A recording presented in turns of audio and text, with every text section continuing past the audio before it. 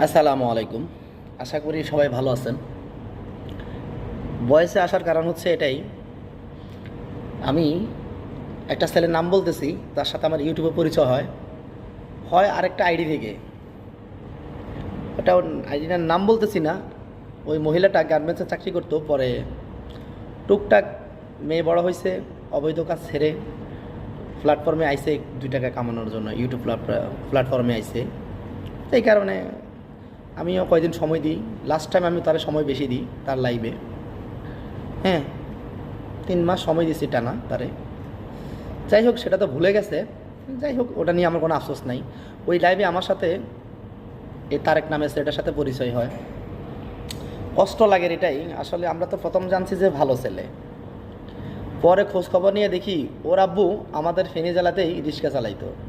মানুষটা খারাপ ছিল না, রিক্সা চালাই আসলে এত কষ্ট করেও এই ছেলেটারে খাওয়াইছে, কিন্তু মানুষ করতে পারে না। ওর মা বাসায় বাসায় কাজ করতো, অনেক কষ্ট করছে ওর জন্য, কিন্তু ওই ছেলেটা হয়েছে একজন ইয়াবাখোর।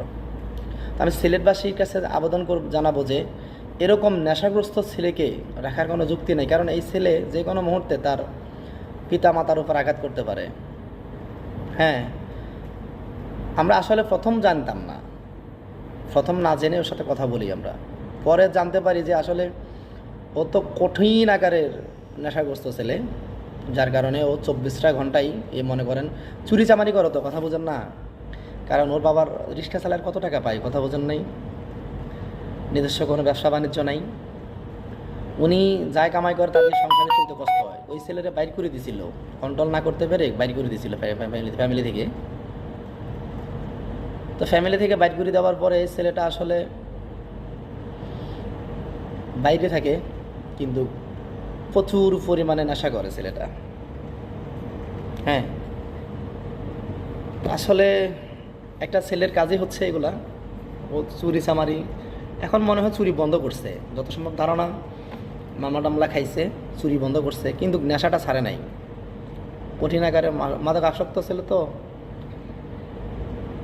আফসোস এটাই, ওর মাতা পিতার প্রতি মানুষ করতে পারলো না। কষ্ট লাগার এটাই, সৎভাবে টাকা ইনকাম করেও তার সন্তানকে মানুষ করতে পারে নাই।